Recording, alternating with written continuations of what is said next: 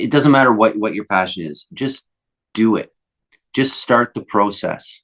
And if you see any results that puts a smile on your face, continue doing it.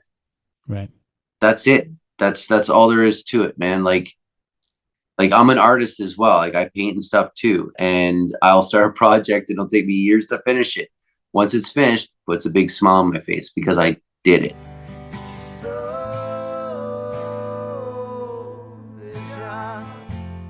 Welcome everybody back to Soul Inspired again. Today I'm really excited to have with me Shane and Jess from He Said, She Said. I've been excited to have them on the podcast. I've been kind of waiting a few weeks for this one, so this can be a lot of fun. And first of all, guys and girl, thank you for coming on and being part of the podcast. Thanks for having us. Yeah. Yeah, I've been really excited because, of course, I know you, Shane. Yeah. I've gotten to know you, Jess, and both of you have been doing your thing in music and all good things. And I'm happy to have this conversation with you guys today. And that's fun. I always start each podcast, and I say this on every podcast, but I'm going to ask you both individually because there's two of you. So we're doing a duet situation here. But I'm going to ask you guys to both answer this on your own each. And the question is what it was in your life. What it was, whether it was an event, a situation, something in your life that triggered you or set you on the path you are now in music and the passions that you have in it. When did you start it? What was it that got you into it? Mm-hmm. You want to go first in this one? Yeah. Go. Okay, so ladies first. I grew up with my parents who always listened to music. They absolutely loved it. All the old great musicians, Nat King Cole, like French. I'm from Quebec, so like Ginette Renault, Céline Dion is also from the same place that my mom was born and raised. So we had all these records that my parents would play all the time. Yes, records were a thing. Yes. And you're younger than me, so yeah. So but like I also grew up in a family where presenting music and singing. My sister, she took piano lessons before, so I took piano lessons too. And we were asked to sing, at church and stuff and different events. People wanted to hear us sing together because our voices sound very good together. And so my parents, my dad especially, he was like, oh, you got to sing. And then they'd make us practice and sing for people at Christmas and everything. Right. So I really grew up with music and singing a lot. And I remember my dad being like, Jess, you have to open your mouth when you sing. Cause I was so shy and so didn't want to be really seen. I know. That's another story. So yeah, it was fantastic because that was always something, and it didn't matter if it was Christian music or secular music or everything was kind of played at our house, and just loved ABBA. Musicals were so big, and that's actually a big passion of mine, theater, and I love that. And so yeah, it was always around. I always had music growing up, and it was a natural thing to just be in public and sing, even though it scared the crap out of me. But not anymore. I grew out of it. Yeah. So there you go. I'm okay with it now. Yeah. Cool. What about you? About me, yeah, same sort of situation. Like growing up, my parents always had music on all the time. Like, my dad was Elvis and Dean Martin and ABBA and Supertramp and all these cool just cool albums that were on. And then so I was around that all the time. Even when we went to visit my grandparents and stuff, they were more country, and I'm not a country fan. But they would they'd always have music playing like all the time. So it was just around me all the time. And I remember probably my earliest memory of knowing I wanted to be in music in some way was my brother had these old GI Joes. So the big ones. Okay. And the ones with the beards and the Kung Fu grip. right? And, you know, I played Army or whatever with my friends, with the guys, and it's like, you know, the action figures and stuff. But there'd be times where I would put on my brother's 45 albums, right? Like just the singles, like Dream Police by Cheap Trick, and Under Pressure by, you know, Bowie and Queen, and you know, just The Who and all these songs. And I pretend my guys were in a band. And this is dating back when I was probably like 7 or 8. And I was always the drummer. I always wanted to be the drummer for some reason. And that's what I ended up being when I was in my teens. I became a drummer. Awesome. But what also really inspired me too was my brother's taste in music. My brother was all about music. He was never a musician, but he's a DJ. But he just knew so much about music. All the producers' names and everyone in the band, and all these things. And so he'd introduced me to some, you know, really cool bands. Like he introduced me to things like AC/DC, Triumph, you know, even like Iron Maiden, like all these very diverse too. Like, cause he loved Dean Martin and Elvis Presley and stuff, April Wine, like all these different bands. Like, so that really was my education, right? Where it came to music lore. And then it was in high school, like loving music or what have you. It was when the hair bands came out, you know, Bon Jovi, the Slippery When It Wet album, and all these albums came out. Poison, Look What the Cat Dragged In. We were in like grade 9 or whatever, and we were going. I met my your age. I never said that. Never said my age. Grade 9. So my buddy Lars and another good friend of mine, Chris Chamberlain, I met them in grade 9, and we wanted to do. There was a battle of bands. It's like a lip syncing thing for the whole school, and we wanted to be in this battle of bands thing, right? We didn't play. It was all lip syncing and acting out right on stage.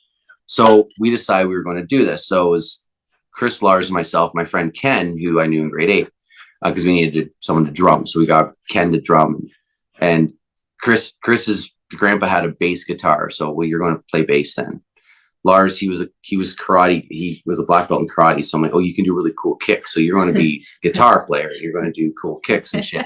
And then me, I just didn't care what people thought of me. So I'm going to be the lead singer. I'm going to be Bon Jovi.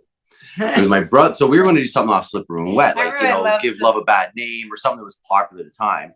My brother's like, no.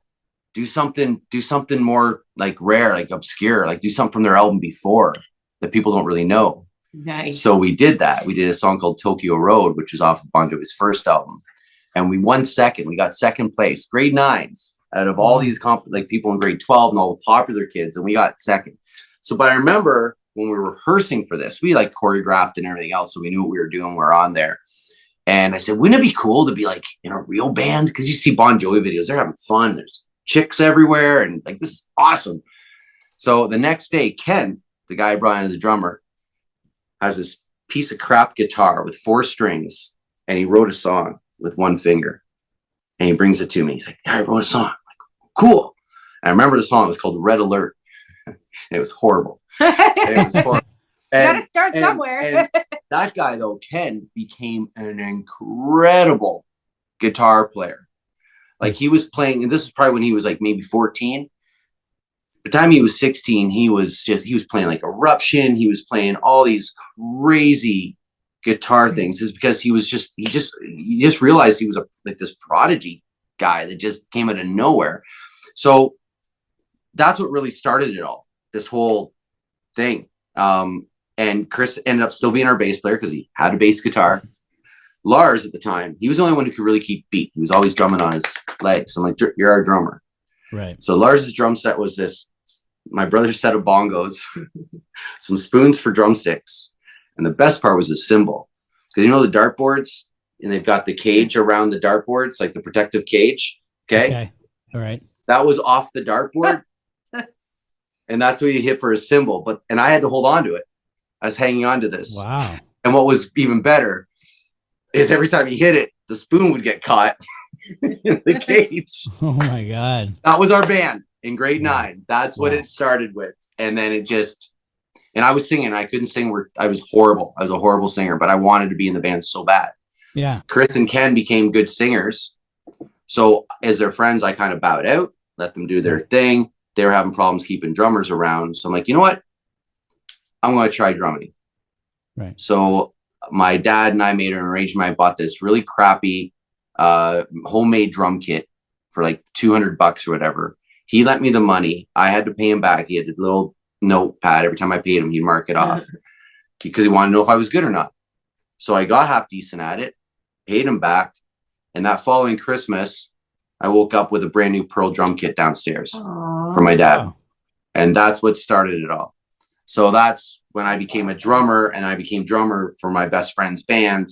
And we were, it's like history ever since then. So that's pretty awesome. Both of you seem to have started with influence, like around you with music, right? Which is really cool to hear about.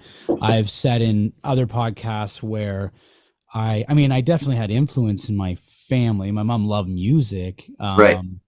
And then my dad's side, my aunt played guitar, but I never really seen much of her. So there was no real like specific influence. I did get into an art school, like Pearson School for the Arts, and that was probably huge for me, but I had to get in there first. Like they had to see that I was into the music first. Right. So sometimes I wonder what it was. I've always said, I think with music to me, and I've said this in previous podcasts, it was so personal to me. I was a very serious musician at a young age and got really involved with it, almost like a form of self-therapy, whereas a lot of kids just want to have fun and they're jumping in. I mean, I did do the band thing and stuff, but I think for me, it was like, wow, I can like express myself and I don't have to talk to anybody about my feelings. I can just like sing them. And those are things that came up. Right. So, but it's interesting to hear your whole storyline, and both of you, like you were around, Jess, you were around the theater kind of stuff. You really enjoyed that, which we'll get into. And also with Shane, you were immediately getting involved with like buddies and bands, like pretty young. I was in grade 9 too when I got my first band, and I was the only grade 9er in this school band. It was an actual rock band though, with 3 grade 12s or something. So everybody was like, wow, this young guy's coming in, and I couldn't handle the pressure. And I've never really, I'll probably do a separate podcast on that to explain that better. But I kind of ran away from that. So this is one of the reasons I asked this question, because I love to see where your start is. Obviously you two are in a different place now with your music careers, but it's always interesting to see how it started, because the big thing that I run into with musicians a lot of times, depending how busy they get, depending where they're at in their music career, it's easy to forget why we started and that love and passion. And it's so important to keep that alive. And I've talked about that with people I coach, and I've talked about that with people on the podcast. Knowing between the two of you how you started, so I will get into kind of your individual things, but before I do that, I wanted to know, and this might lead into explaining, what you were doing beforehand, but how the two of you formed a duo, like a duet together. Like, how did that come together? I don't know who wants to explain that, but. Do you want me to go or do you want to? Well, I can do a little bit, and then you want to from your perspective, and then it was actually really cool. I was involved in a lot of choirs, and I did choirs and theater a lot. And I remember, like, Shane and I had met through a mutual friend that worked at Krabby Joe's at the time. We both had worked. I worked there before I left, and Shane came and was working there after. Krabby Joe's is a restaurant. Krabby Joe's. Krabby Joe's restaurant, like Chuck's restaurant. We wait. We're servers. Yeah. So I had just moved back in 2019 back to my hometown, Walkerton. Yeah. And got a job there. Yeah. But I had just quit. You had already worked there, so I hadn't met her yet. Yeah, I went and worked somewhere else. So when I was back there, I was like, oh, there's a new guy. And then our friend who worked there, who was friends with us, was like, hey, you guys, you do music and this guy does music. You guys should meet. And like, so that was kind of a 2-month process with just about talking about it. And we never met. So this mutual friend of ours, she had asked me the question when I'd moved back there. I've been there for a couple months at this point. And she's like, so how do you like moving back to your hometown? I said, you know what? I love it. I love the small town feel again, but I'm a musician and I need fellow musicians. I need to be around my people. Yeah. Right. And I don't have that here. All my musician friends are back in London. Yeah. And she's like, oh, you got to meet my friend Jess. She's a singer and blah, blah. And I'm like, cool. Like, yeah, set it up. Yeah. And just kind of went on and on without me ever meeting her. Yeah. And then one day we finally got a chance to meet at Krabby's. She had told me about him. So I was like, oh, I'm going to go introduce myself because I want to. Well, yeah, because I was done work one day and Yeah. I was sitting at the bar. So I went up. I'm like, hey, are you Shane? And he's like, yeah. And I'm like, well, I was told. Yeah, she's like, I'm Jess. I'm like, you. oh, and she was working. Nikki was working the bar when this happened. She's like, this is Jess. This is the one I was telling you about. And I'm like, oh, perfect. So yeah, so that's kind of how it started. We ended up talking about it. Nothing really happened at first because I was in choirs and busy with stuff. You were I was still doing with Koji your Mercera band. stuff in London. Yeah, and it didn't work out at first, but I would send him like clips of I'm in another band too, and so I'd send him clips of me singing like At Last and different songs and stuff, and Sinatra, and all I this was cool also stuff. in a play, and I was like, you should come see it. It's a panto, but it was funny, and I was very forget-me-not. Of course, everybody had songs in the play. I'm the only one who didn't. You didn't have a song in the play, but I got to sing Baby Shark. Baby Shark. What's Baby Shark? Baby Shark. Oh my God! Please don't ask me to keep going. So that it was for kids, right? It was mostly a kid thing, and I was, hello, little ones, and people get to like yell at you and be like, hi, and so it's kind of like being in a band. Yeah, sure. Yeah, not at all. Not at all. But like with these choirs and stuff too, I was starting to get more solos and stuff because I was less afraid, especially singing with my other band. I really liked being in musicals, but I didn't. So when you're in musical, you are another person. You're acting, you're that person, that character. Well, when I switched to the band, people were watching Jessica, and I was like, it's a little more nerve-wracking because they're listening to me. I'm not acting like someone else. This is me. This is me singing, right? Yeah. So, and we did all sorts of genres. Like, I love the band because we do everything. Like, there's tons, not rock and roll, but there's so much cool stuff you guys do. So much. So, that was really cool because I love to push it and try new things. Yeah. So then,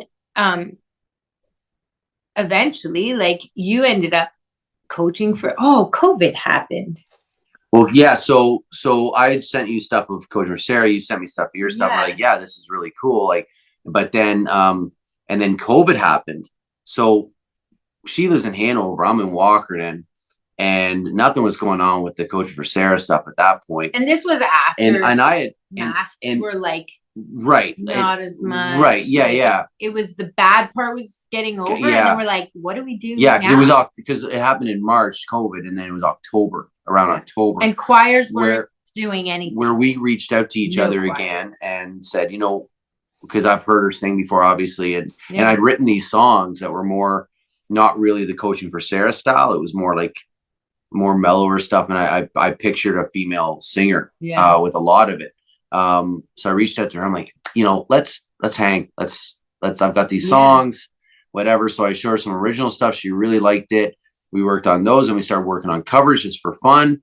So, let's put some stuff on Facebook just to see where it goes. And then we did that. And then we had some original stuff. So we were going to do, like a photo shoot and stuff like that. And when we were doing a photo shoot, we just came across this bar that, on Sound, Jasmine's, and they were just happened to be, the owner was right there or something. Yeah. And we were telling her, we're doing our photo shoot for our band. Oh, really? You guys are in a band? So they hired us for our very first gig ever. And then it just kind of snowballed from there. It was really cool. And we started working together more and more and more. Yeah, we were like, okay, let's do more songs. And then it works too, because honestly, over this time too, Jess and I realized how we're pretty much the same person in a sense. It's like kind of crazy. Yeah, we're like best friends. So I mean, it's not a struggle to work practice together, to jam, and there's no pressure there. you know, Yeah, with it. So, it's just fun. yeah. It's so much fun. And like, what better way to do something that you are passionate about than to have fun doing it too. Right. Like, once it doesn't become fun, it's Yeah. like it's over, right? if it's not. Yeah. Well, one of the most difficult things, I'm going to reflect on a few things you guys said. One of the difficult things about running in a band is usually it's 3, 4, 5, 6, 7, 8 people. It just depends on how big your band is. Right. And the more people you add to that mix, and the more energies you add to the mix, it can be a bit of a power struggle. I've seen it. I've tried bands. Oh, yeah. I always seem to always go back into the solo gig because it just seems so much easier to have to deal with my own stuff. Yeah. If I was having a bad day, at least it was just me having a bad day with me. So when you're in a band, like to get everybody on the same page at every gig, it's very difficult. Mm-hmm. And I coach bands. I've coached bands and I've had those conversations. And sometimes it's bands that have been together a while and they have to make real big decisions. You know, is it time to try different things? And it's a scary thing for a lot of people to do that. Interesting what you said, Jess, is how I loved what you said about you were in the acting. And I've had a podcast with a few different people who've been into acting and really fascinates me. Acting. I went to a school that had acting as a kid, but I was always petrified to get on stage and act. Yet I'll get on stage and play music. I don't know if I'm just a little bit strange in a different way, but it's interesting from when you said you went from like acting. Yeah, you went from acting and you felt comfortable being able to put on a character's mask, you know, putting on that character. And then all of a sudden now it's about you and the vulnerability hits, right? And you become, okay, like this is about me now. And am I being judged? Like all those things start to go on in your head, whether it's subconscious doing it, but it happens. And it's something I've coached to a lot. It's one of the biggest struggles. I've taught so many people over the years with such amazing voices, and they struggle even just putting out content because they're scared of being judged. And then I try to get in the conversation of, well, why are you doing it then? Let's really reflect on why are we even singing in the first place? Who are we doing it for? And, you know, because if you're doing it for the love of it and it's for you, if you can't put it out and you're scared of other people's judgments, then maybe you're not thinking it's for you. Maybe you're thinking so you got to really get in your head conversation. Yeah. But it is a lot of vulnerability and what people are going to think about you when they hear you and these things. So I wanted to, you know, bring that up that you said that. I thought that was really interesting. And then Shane, how you were again in another band and then you guys kind of eventually came together. And I would assume that when you did that duet type thing, it was a different experience than the band thing, right? You probably were a little bit different about it. Way different. Completely. Like with the other band, like you've got other personalities, you've got other scheduling, you've got musical differences, you've got all these things, right? When it's just the two of us, it's pretty easy going. Like Jess doesn't play any instruments either, so I mean, I do a lot of the behind the scenes stuff with. Talking about it, I play kazoo. Oh, you play a kazoo. killer kazoo, wow. yeah, aka the bazooka. I can play ukulele. You can. But I'm just saying, like in the creating process of that, right? Absolutely. So when we're not together, right, we're not hanging out, we're not doing music, we're still I'm still practicing. So there's that too, right? I found like a lot of other bands, they wouldn't practice until they got to practice. Right. You know what I mean? But with it's just easier for the two of us to get together, I found, than with the whole full band dynamic. And we're both really easygoing people when it comes to that sort of stuff too. Like there's no ego here for either one of us. We help each other out. Like, you know, we don't, like if I'm off key on a song or whatever, Jess will point it out, but she does, like, I don't take offense to that. I do it lovingly. You do, because, but I mean, I also know you can sing really well. So I know that she's doing it to help, to make us better performers, not because she's being critical. Right. She's just like helping me, and I'll back and forth with her too. Like she might not know a song well enough or the timing of it. Yeah. I'll say, okay, let's go back, you know, and work on that again. And we're easygoing in a sense that like she likes different music than I do, but we also like a lot of the same stuff too. So we try to work around what we both like. Mhm. right? To make Right. it more fun for us and, you know, and more enjoyable. Yeah. Awesome. And like he'll send me songs and be like, listen to this and see if you like it. And I'll listen to it. I'll be like, okay. And then we try it. And then my timing will be off or something like that. And he'll be like, no, like I've done this song a million times. Oh yeah. This is the timing. And I'm like, oh, okay. Can we listen to it again? Like I, you know, and so then, but it's good because we can, and well, it's the same not thing like with you too. Like you'll send me like you know, like a duet or something with a song I would not normally listen to, right? Or even sing for that matter. Yeah. And I'll try it, and it's not really in my, not necessarily my range, just my style. Yeah. She'll help me through it. She'll walk me through it, and she'll help me. And I'm like, okay. And then I'll work on, practice it. I'll get it. At first, when I first started playing, working with her, though, I was very nervous because I know she's a classically trained singer. I'm not. I go on stage. I don't warm up my voice before I go on stage. I do nothing like that. I just go on and I just scream and yell or whatever and carry on. And going back to the whole acting thing, I struggle with that too, especially when I was a front man of a cover band, because you want to come out and bring out that attitude, right? But there's this fine line between cocky, you know, and trying too hard to be cool or whatever, but you also want to entertain. So there's this fine line of like, you don't want to, and people know in the audience, they know who I am.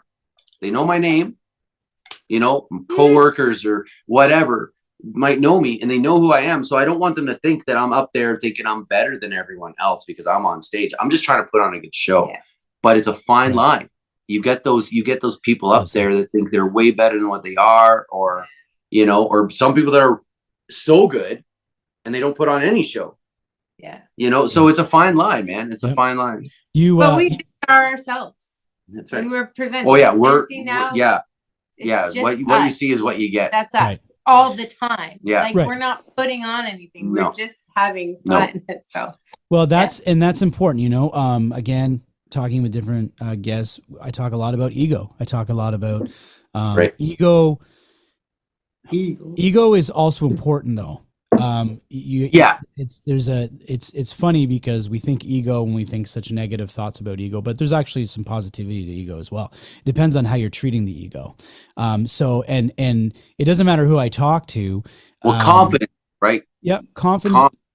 Yeah, confidence is key, and I think the fact that you're both very much alike, you both can probably sniff out if each other are being authentic. So you can probably pick up right away. Are we being real? Like, let's be real, because outside of being real, then you lose the enjoyment of why you're doing it in the first place. Absolutely. But it is a normal thing as a musician, artist, creator of any type. If you're making art, if you're creating anything, it is a normal human.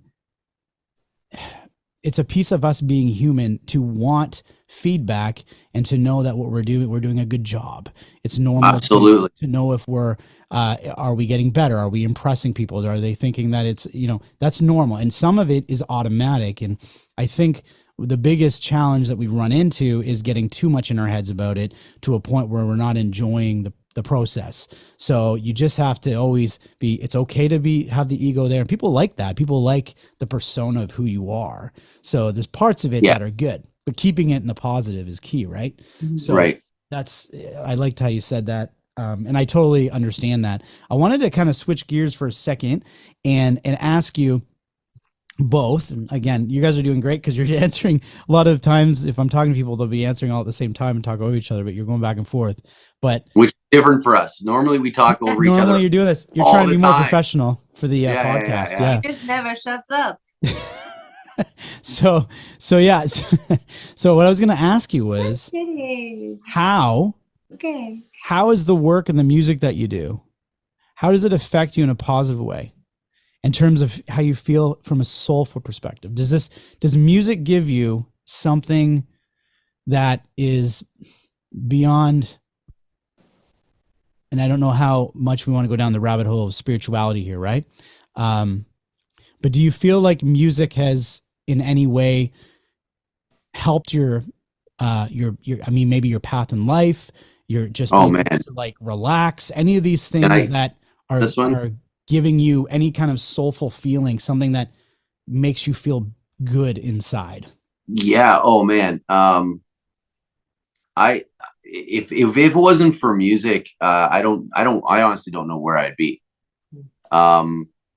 It's not to sound cliche or cheesy or anything, but and not to be, it's really, it saved me a lot of times. I think, the creative process of it, not just listening to music and other people's music.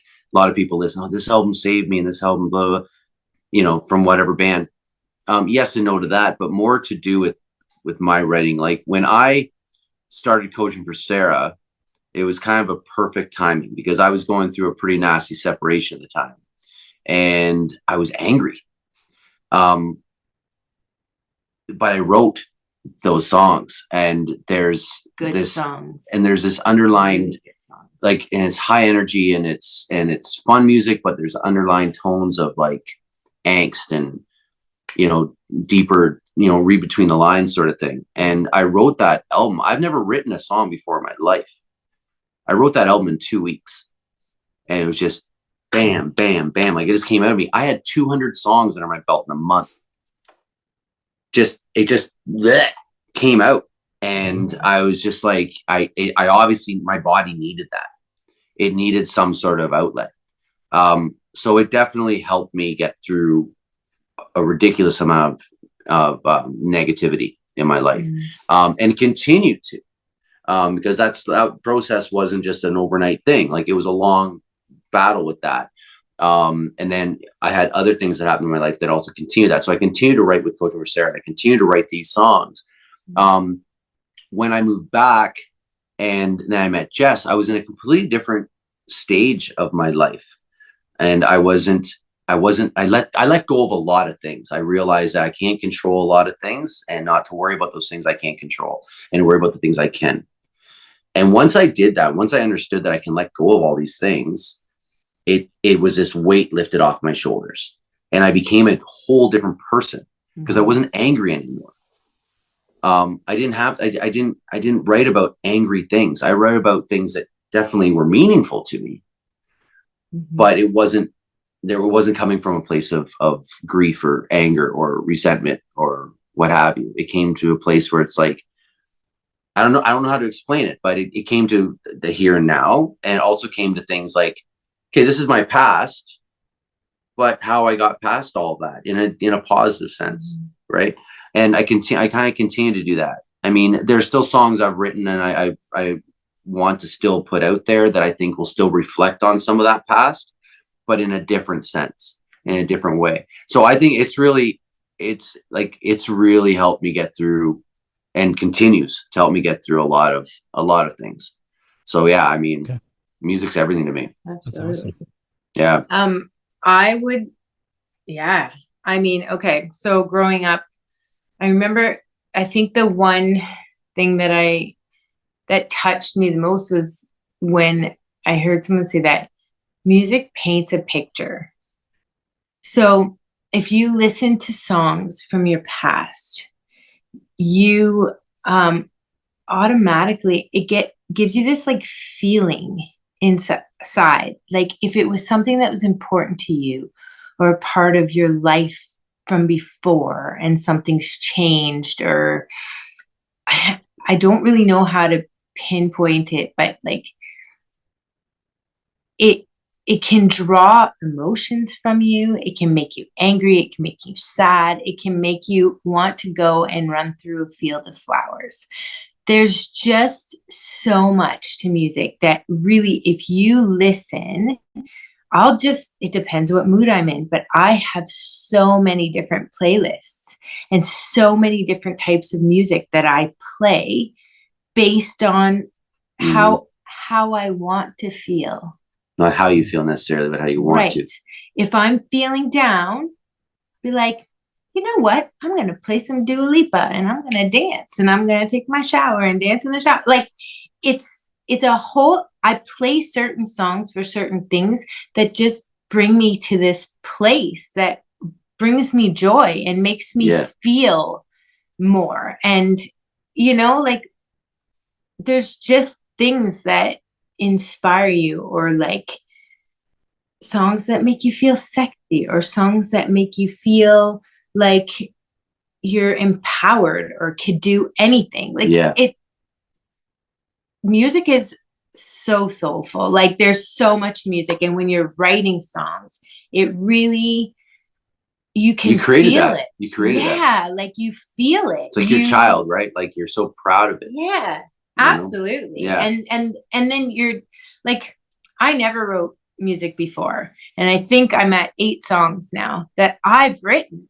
that I'll wake up in the middle of the night and I'll be like, oh my gosh, the melody, this tune is so good. And I like run up to the bathroom and I'll record it because I don't want to wake anybody up. And I'll record the song that's the tune that's in my head. Yeah. Or I'll record like the intro, the guitar intro, and what I'm hearing in my head, because I know the next morning I won't hear it. Right. It's not going to be gone. You'll be gone. So instantly I'm doing that. And then I'll think of words or whatever. And like, COVID happened. So many songs were written because of COVID. Yeah. So many songs were written for different events, like 9/11. There was a whole musical done. Right around that. Canada-based musical done based on 9/11. Different events. So many things inspire music, inspire theatrical outcomes too. Like it's just, without music, I think we. I love what yeah. I think we'd die. Yeah. Well, if we didn't have music. I love what Paul McCartney said in an interview one time about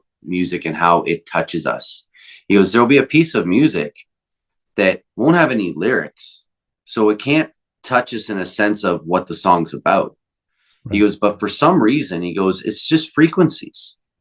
He goes, for some reason, those frequencies, they touch us in a way that we react to it, right, in an emotional way. Yeah. He goes, it shouldn't happen, because music notes are just frequencies going through as sound waves, and they hit us and we feel something. Yeah. It literally makes us feel emotion. Shouldn't happen. Lyrics, poems, yes, because you can visualize it, you can see it, you can then feel what they're feeling, they can feel their pain. Music should not do that, but it does. Yeah. Well, it kind of touches on, again, what Jess was saying about putting on music to, you get in a different mood or what mood you're feeling, and it's the frequencies of the song or the type of the song you're playing. I know when I'm in a down place, I know sometimes I need to listen to a certain artist, and then other times I'm like, oh, that might be too dangerous because it's going to really bring me down. So I'm very, cautious of that. Yeah, I wanted to say too, I love both of those answers. You touched on a lot of stuff on both of them, but knowing myself, and I think probably a lot of musicians tuning in will relate to a lot of what we're saying, but I bet you even a lot of people who aren't musicians at all that just have a mass amount of love for music will, especially appreciate what you just said, Jess, about the music's influence just when you need to feel, or just like any kind of like, because anybody can listen to music. You don't have to be a musician to be influenced by music, right? But I think musicians, we're hit a little bit harder with it in the sense, because I was going to bring this up. One thing I've noticed in my own life journey in writing since I was young, and going through it myself, even currently, and getting out of that now, is that I've always, whenever I'm writing, I always feel like I'm in a good place. If I'm writing, that's a good thing. If I'm not writing, I need to really reflect on what's going on.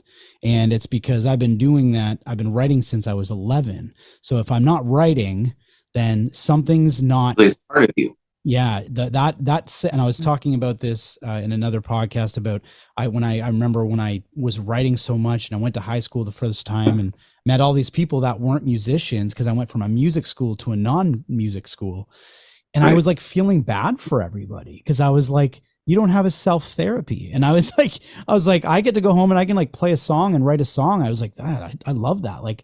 But so many people weren't doing it. And I'm like, where's that going? Where's that energy going? But I bet you, out of my own ignorance, there is other ways they're doing it, whether it's art, whether it's running or working out, or, whatever it is. I'm sure that's there. But when I remember being a kid and thinking, oh my gosh, I was like, I don't know what I would do. And that's just part of us being musicians, probably the way that I think. It's something that we need. Right. So you both have felt it from from a soulful perspective, that it is something deeper than we can even understand. I'm going to take a total like crazy left turn on both of you. Okay, right now. do it. No. Just because this, my podcast, what was that? What'd you say? I said no. I No. say no. She doesn't want to take a left turn. I like Well, going right. She's never been able to turn left. No, she's just always going right. She's constantly goes around in a circle. I have a lot of different types of guests on the podcast, and the podcast, I've been in love with this podcast because I'm getting to talk raw with everybody, and I get people of all different types experiencing different things, and I'm a very soulful, spiritual individual. And the real question I wanted to ask you was, and this is just probably one of the only non-music related question I was going to ask, is if either one of you have ever experienced anything that was either spiritual or hard to explain in your life that you'd be willing to share.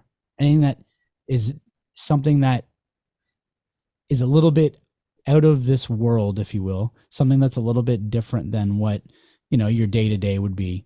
I only ask it because if you're both in touch with the soulness of yourself, I'm sure there's times where you've been writing a song and been like, where did that even come from? Like, where is that, Right. That's a real question to ask. And then the second is like, have you had anything else happen in your life, or is that it? Is it just music has been your one grounding, soulful tool? Anything happened to you that's unexplained? Well, I'm an alien, so I'm out of the world. So all right. Well, that's great. Yeah. I created you all.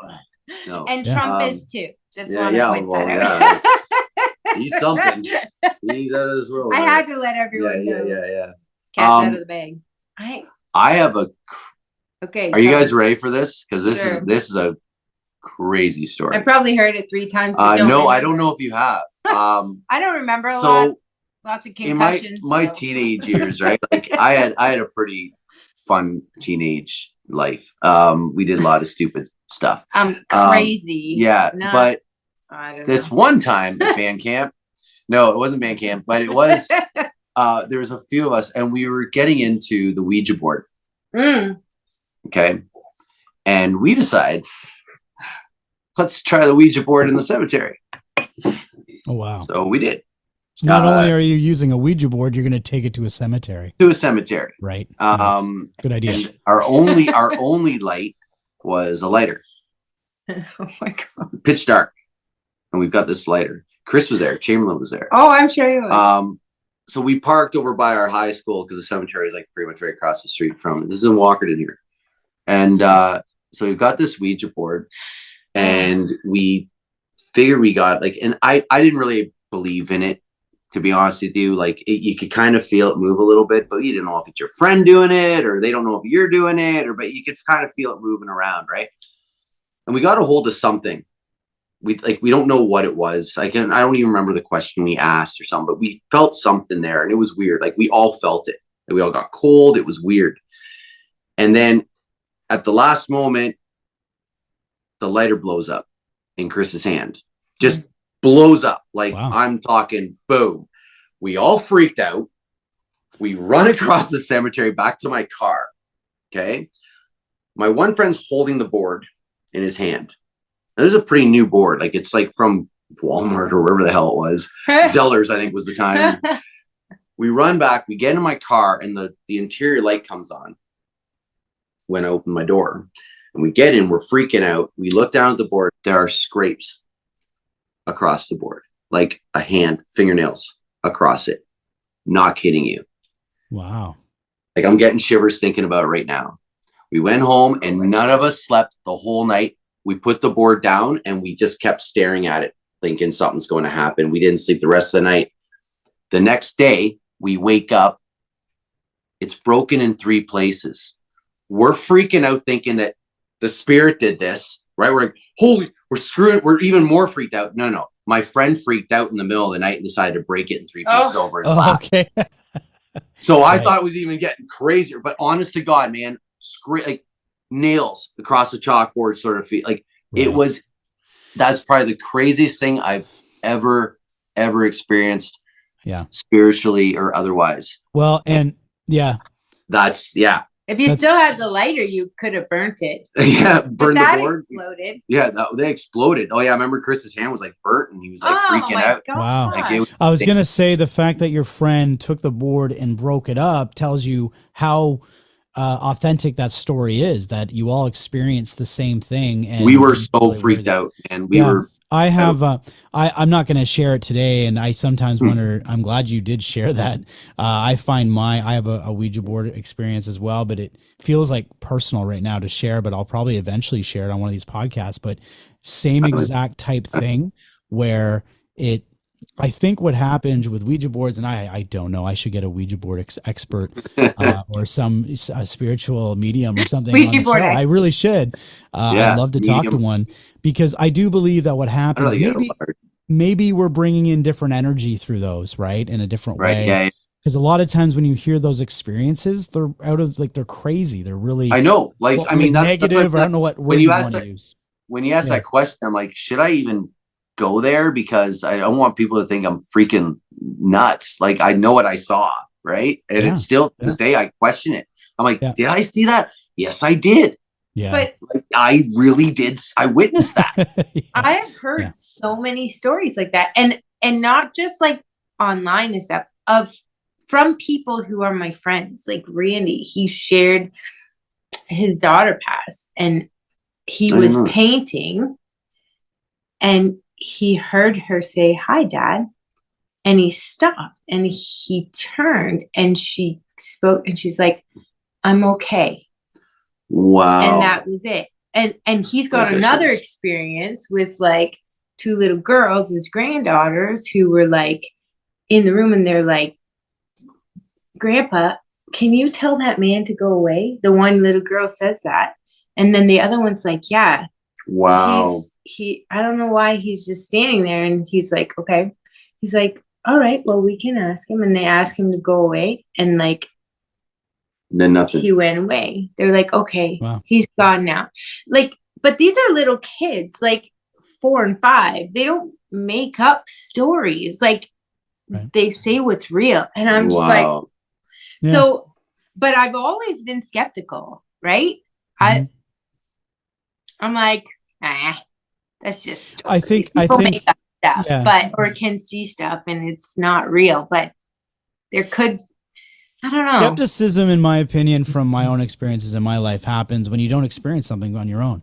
The moment that you experience something I that think is in your own worldview or something, you're no Right. longer a skeptic. I mean, it's like, that's really what happens. And that's why I don't hold anybody for anyone. If I have friends who are really religious, that's great. If I have friends who are very spiritual, that's great. If I have a friend who considers himself atheist, that's fine too. Everybody has their experiences. Right. Some people have experienced different things, and so they come to their own conclusions. So thanks for sharing that, both of you, though. I didn't know Crazy. if you, Yeah. you know what, honestly, you can feel, I bet you there's listeners listening who have had their own Ouija board experiences, their own experiences, that they feel the same way, where they go, I'm not going to share this because people think I'm crazy. I know. I literally Yeah. thought about, I'm like, okay, craziest story. I'm like, it's definitely up there. It's definitely the craziest story I've got. Yeah. And Yeah. there it is, man. That's awesome. I wanted to, did Great you song. have anything to add, Jess? Or you? I just wanted to say, like, hearing these stories, and like, I'm no longer closed off to it. I used to be way more. And now I'm like, oh, like, if you believe that, I believe you. Like, I don't think people are out there trying to just get attention. Some people are, but you know what? Even if they are, that's called love and caring about someone and accepting them for who they are. Right. But I mean, I believe that story, and I don't know what happened. I can't tell you what happened, I but can't either. that's crazy. Like, but it happens, and it's happened to so many people, and I'm Yeah. like, that can't be just coincidence, Yeah. right? Yeah. Like, there's something out there. And you know what? Like, I feel like ghosts are made to be like this scary thing on all these shows and stuff, but I'm like, even they need love. Like, it's not a scary thing. They're lost. Like, that could be what it is, and they're just reaching out, and they, like, Sixth Sense, man. I don't know, Watch the movie but Sixth Sense. I think it's good to be open to accept those things, all the different Yes, religions yeah. and who people are for who they are. That's right. No judgment. Like, I love you because you are who you are, and If you you're need not- to be authentic. The way I look, if you're not a malicious yourself. person, right, and you're not out to hurt someone, Yeah. then hey, there's no judgment. Yeah. As far Be as who I'm you concerned. are. Yeah. Well, As long as you definitely, hurt someone else, that's fine. definitely. If you want to test your skepticism, stay tuned to my podcast, Jess, because Okay. you'll see all kinds of fun stuff coming Yeah. up. I got some fun guests that are Nice, planned, nice. so you'll be hearing all kinds of stories. I wanted to move back for a second and ask you both a question. We talked a lot about the music, right? We talked about the love of it, everything that you've had, the experiences you guys have had so far. I'm really excited to see you guys keep going with your music and everything. And what I wanted to ask you, we may have some people that are listening in too who have a passion, or they feel like they have something they want to go after, and they haven't. For whatever reason, they don't pursue that dream, that passion, whatever it is, right? Sometimes as musicians, if we start young, like the three of us did, it's easy to take for granted the fact that we jumped right in on a passion young. Some people don't even have passions or hobbies even into their 40s, 50s, 60s, 70s. Like, it could be whatever age, right? So if you could give any advice to anybody on following their passion, what would that be? I'd say stay in school, because that's where you get the best drugs. Oh, shut up. I'm just kidding. I'm being an idiot completely. No. I mean, if I say, you should like, stay in school. stay in school. Unless you- No. I don't know, If you've got any thought of what a passion that you really want to take on, and you're skeptical of that, whatever the reason may be, I think it's human nature to be, you want to be accepted, and you don't want to fail. You don't want to come across as a failure, right? Yeah. When you want to put your heart into something, especially because it's so dear to you, and then you fail at that, you get yourself put into kind of a hole, like that you feel you might get into a depression because it didn't go the way you wanted it to go. Right. My only suggestion is, like, do it for you and don't worry about what others think. Yeah. Because if you do start worrying about what others think and how many likes you get, or if you get sales or your music or whatever, it'll drive you crazy. Yeah. If you don't, it doesn't matter what your passion is, just do it. Just start the process. And if you see any results that puts a smile on your face, continue doing it. Right. That's it. That's all there is to it, man. Like I'm an artist as well. Like, I paint and stuff too. And I'll start a project and it'll take me years to finish it. Once it's finished, it puts a big smile on my face because I did it. Right. I'm not showing it to anybody. I'm not selling it to anyone. Something I did. I created it. Right. Same with music. Write it, record it, do whatever you want to do with it.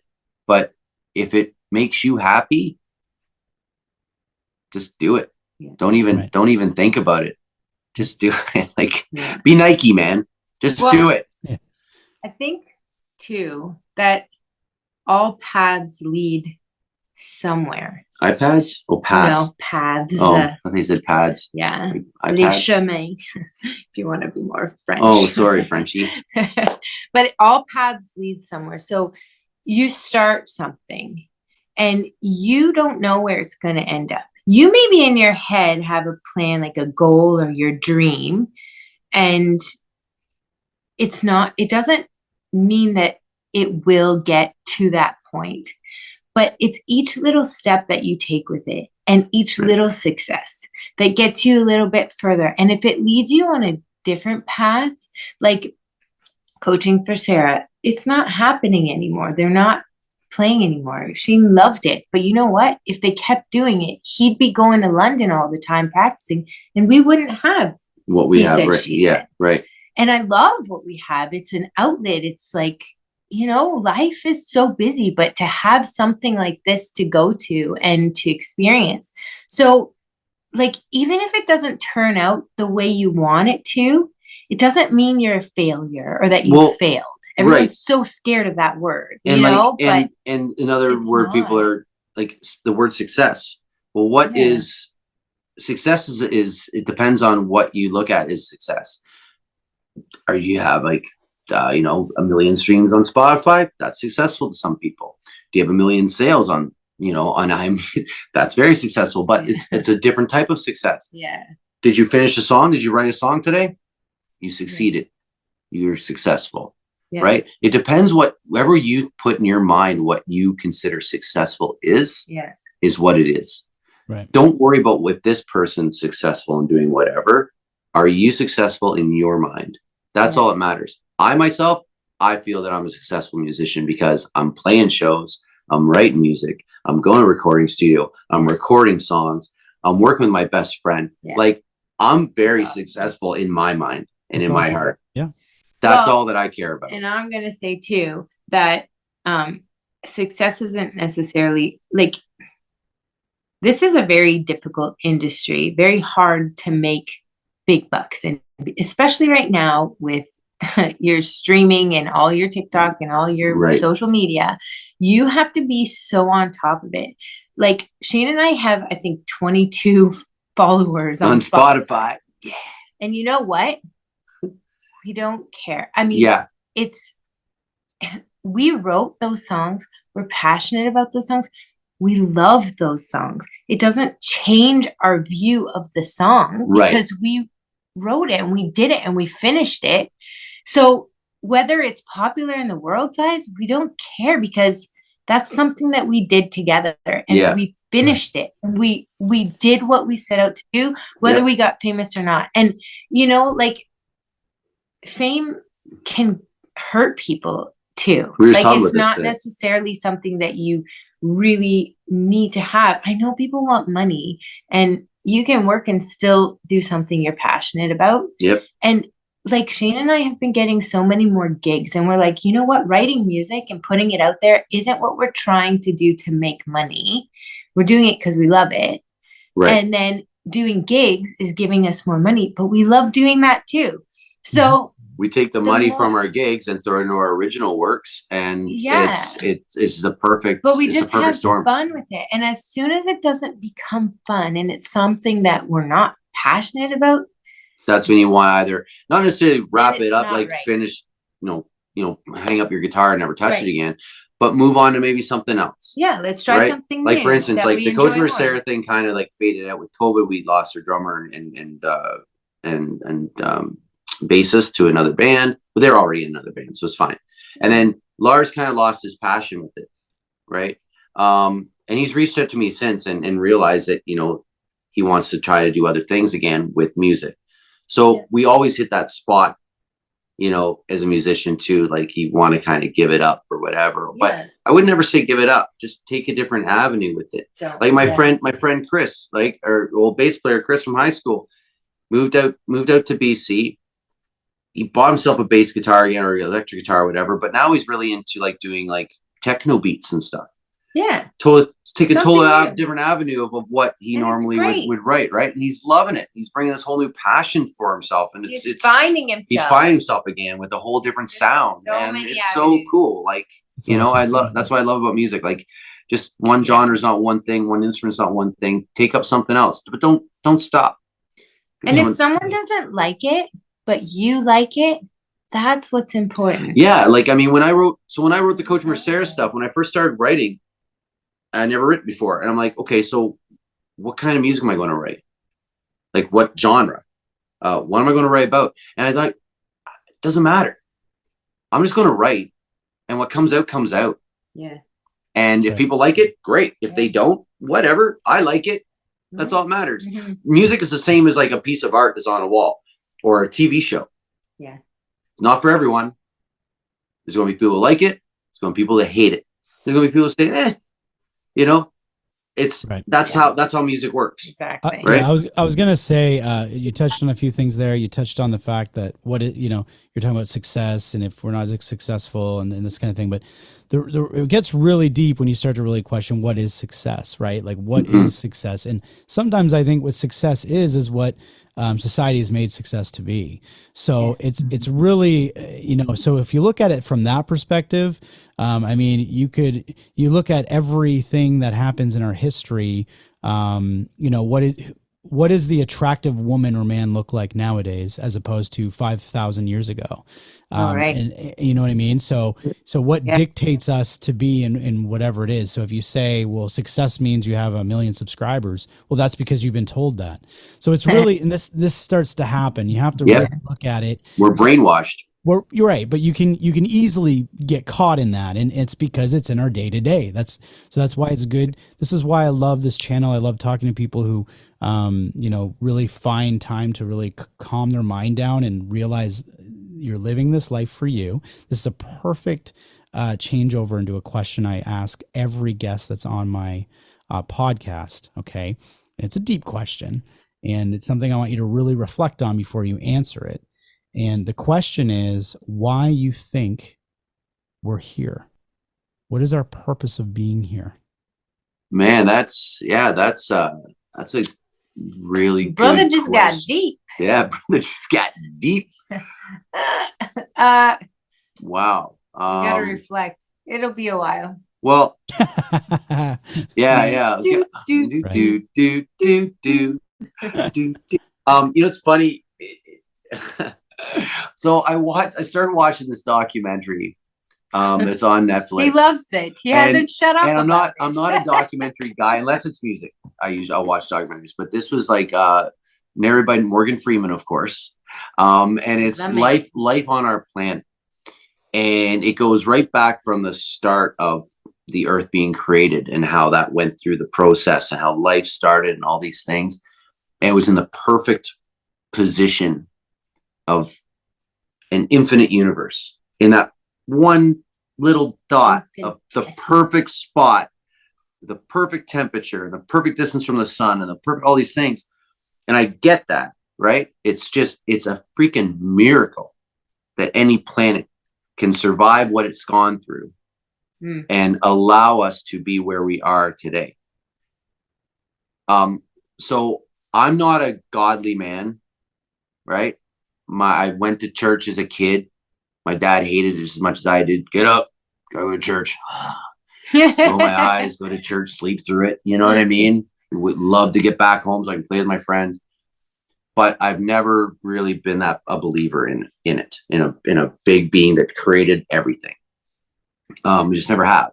However, I feel there's got to be something bigger, right?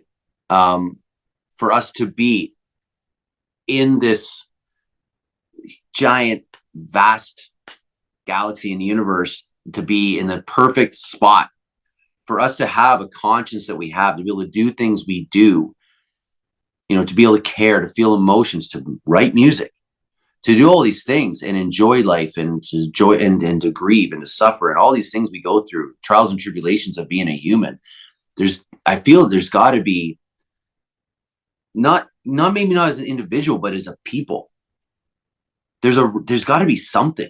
You would hope, right? You'd hope for that, but I don't know. Yeah. No one ever really does, right? And we all want as a human being to have a purpose, right? Like especially as a musician too. Our purpose is to write music and to play and to entertain crowds and to make people happy or to feel something, right? But as a parent, you have a purpose. You protect your children. You're there for your children. You guide them. You try to make them the best person that they can be. That's your purpose. My purpose, living back with my elderly mom. Well, my purpose is to help her out, take care of her. So we all have different purposes, but why we're spit here on this planet. You kind of just said it though. You just said that. Why are we here? To have purpose. You just said that. So it can be as simple as that though. It can be as simple as that. It doesn't have to be a complicated. It doesn't have to be like I'm going to, cure cancer, world hunger. Right. But I think personally, I have such a big heart for people, and you're an empath for sure. Yeah. And I love to bring someone, I want to bring people joy, and I want to share juggle happiness. People like juggling. No, but happiness with those people. I want the end result to be that what I have said, or how I have spoken to someone, or how I have helped someone out, to affect that person in a positive way, so that they can maybe pass that on to someone else. You pay it forward a lot. You do that though. But even if that person doesn't, or it just gives them a little spark for hope in their life, or something that, I don't know, like there's a lot of people out there that are struggling and just having such a hard time. And so many people are like, oh no, it's fake, or they're just wanting attention. But there's hurting people out there, and people need love. And like example, I came out, so I was shopping for the first time in months because of my concussion. Right. And I come out of the shopping, after paying, and there's a lady there, and she has a table where you can donate for breast cancer. And I was like, I needed to do that for myself, but for people, because that's how they make money, to help people out. Right. And like, I had a bit of a scare at one point, thinking that I might have breast cancer, and like cancer runs in my family and stuff. So I was just like, I feel like I need to speak to this woman and give. So I gave, and we got talking, and I told her, I was like, this is the first time I'm out grocery shopping since my concussion, my 6th major concussion. Let's just point that out. It doesn't take much now.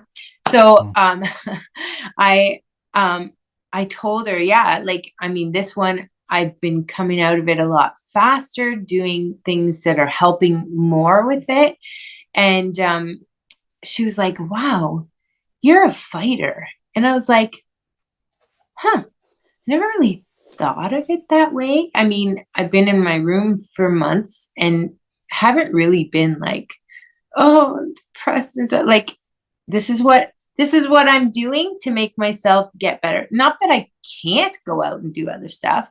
If you say you can't do something, then you feel like you can't do it. But if you're saying, I'm not doing this for the betterment of myself, so that I can get better, so that later on I'll be able to do more. It's not that I can't go out and do stuff. It's I'm choosing not to, so that I can get better. Right. So it's the way you look at life. And so she was like, you're a fighter. I'm like, you know what? I am a fighter. Right. And she's like, can I give you a hug? And I was like, oh my gosh, yes. Like, I will give you, absolutely. So I give her a hug. I went to the coffee shop with my son after, and there was a lady there, and her daughter has gone through a heart condition just recently. Like, just, I talked to her and just felt so like her and her 2 daughters were there, and they just looked like they were struggling. And I was like, hey, how are you? And I went up to her and I said, can I give you guys a hug? And she was like, yes. And so I gave her a hug, and I said, come in here, girls. And I brought the girls in, and I squeezed them, and I said, you'll get through this. Like, it was just, but it was so natural. And I had just been given that. They probably loved that so their much. Mom wrote me. Their day. She was like, that was amazing. My daughter needs that so much. And it was just, it's little things. It's not Stella? Even a big thing.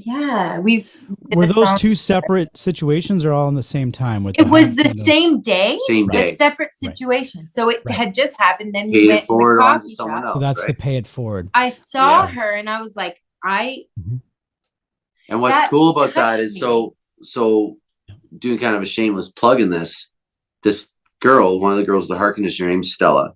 I have not met them. Jess knows them, obviously. Jess reached out to them when they were doing the talking back and forth and said, well, what's her favorite song?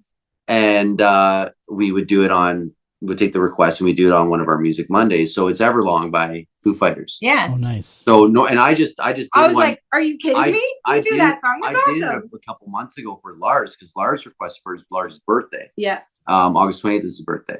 So I did it myself, but now we got this request. I'm like, okay, well, let's do it again, but we'll both sing it. Yeah. It's kind of cool having a female vocals line on that too. Fun. So we did that actually tonight. We recorded it tonight, and that's because of this whole be Monday thing. So, and we put a shout out to Stella too, and everything else, right? So that's going to make her feel. But that's something good. You can do to people, even though, like, I mean, I don't have a lot of money. I can't give. I wish I could. Right. I would give everybody too, so much, but it's something that everyone can do something to make someone. And I think that's my purpose.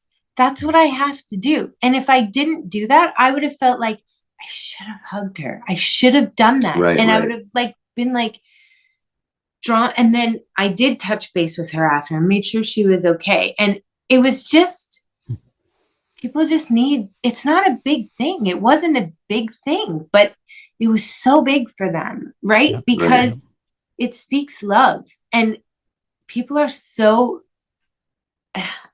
unable to give their heart. As Lenny Kravitz says, It's let hard. love rule. Let love rule. Yeah. So, because the question again was why we're here, and it sounds like you're saying to give love, to be loving. I guess so. people. Yeah. To sum it up, because you're, and I like the pay it forward story. That's really nice. It was beautiful. Yeah. Those are moments that, you never forget. And, that's really cool. Did you, what are you both doing now? Like, what are you both? Then you're talking to you. Yeah. But with your music, are you both working on anything? Are you? Yeah, we're, it's a lot of things going on. We just had we're just featured in a magazine called Indie Differential, I think it's called. It's a worldwide magazine, like it's an indie magazine or what have you, but they did a feature right up on us. That was kind of cool. We have it on our Facebook page. Yeah, it's so but the actual hard copy or whatever you can get, I think you can download it. So that was kind of cool. We just played a show. She came and did one set with me, so because she's slowly getting back into it. Then we've got 2 new releases coming out once the videos are done. The music's done, but one's going to be animated, another one's going to be illustrated that I'm doing. So the animated one, it's been over a year in the works, so it's taken me. That was my 5th concussion. And in that filming is where she got her concussion last August. It's sad that you can remember each moment in your life when you have. Yeah. Right. Yeah. It will be forever ingrained. It will be part of her memoirs. But it was worth the cool image of me falling from the sky. Yeah, so her character in this animated video, her character falls from the sky, and I was like, "Oh, well, I need a way to film you falling." She's like, "Oh, I'll just jump on my trampoline." We should have done your idea, which was the swing. I just said, "Well, no, I didn't even say swing. I said you could just." Go on a coffee table, make your, arch your back or whatever, and so your hair's falling down. I can just flip the. She wanted it more realistic. Around and look like you're falling, but no, she's like, "Oh, I'll jump on the trampoline." And so do a back bounce. And she has to land on her back, not on her feet, so it looks like she's falling rather than jumping. So she did that. Bad idea. Gave herself really bad whiplash. Gave her a concussion. Anyway, so we've got that video. Whenever that's done, I'm close to being done, but it's still in the works. And then we've got another one too. And then playing lots of shows. We're playing a New Year's show, which is really cool at the Clinton Casino, which is really cool. Clinton, yeah. And then we've got other shows. We're back at the Match in Hanover, which is a casino restaurant there. We're back there in January. Got a couple gigs before that. And then we're going to start the writing process of, we're hoping, a full-length album. We've just been doing singles, but we want to do a full-length album. Different styles of music, right? Yeah. Even with writing. So it's going to be cool. We're thinking kind of a A side, B side sort of thing. So like a he said side and a she said side. Wow. So it'll be more like the ballad stuff and the more mellow stuff that she We'll wrote. have it done in like 3 years. Yeah, 3 years. It'll Yeah, be great. yeah. And If then it's That's really early, cool, though. You guys are That's lucky. that's a really cool idea. I like that idea. and then That's like cool. more of the rock stuff of my style and stuff on one side. We'll both all be participating in each of the songs, Yeah. vocally, and then but yeah, I just came with the idea because we were talking about it, how like, you know, there's some songs we like the same, but there's some that like with our writing styles are very different in a way too. Yeah. And I'm like, it's kind of cool to kind of work that out somehow with our whole he said she said thing, right? Right. So yeah, so that's kind of what we're That's awesome. in the works of doing right now. Cool. And where can people find you if they want to find you online? www. Walkerton. Walkerton, yeah. Sorry. www.hesaidshesaiduo, so duo.com. That's our website. All our social links are in there. All our the links to all like Spotify, all our music, everything like that too. It'll direct you. It'll direct you everywhere you want to go. That's go. Awesome. That's awesome. Well, we're gonna cut it. This has been awesome. I'm so happy to have you guys on. This was a really cool conversation. I love it. Thanks for having us, Joe, man. It's been awesome. Yeah. Good luck to you, man, with the podcast too. I'm glad that you're doing it. It's a passion project for you. So cool. It's keep on going, man. Yeah. Thank you so much. I'm going to look to my subscribers and say thank you so much to everybody that's been following along and following all the Spotify podcast, everything on YouTube, everything. Thank you so much for supporting the podcast. This is really a passion project where I'm trying to bring inspiring stories and inspiring people like you guys to the world to listen in. So thanks. Please share, like, subscribe if this can help somebody out. Just that's why we're doing this. So until next time, I'll see you next time on Soul Inspired.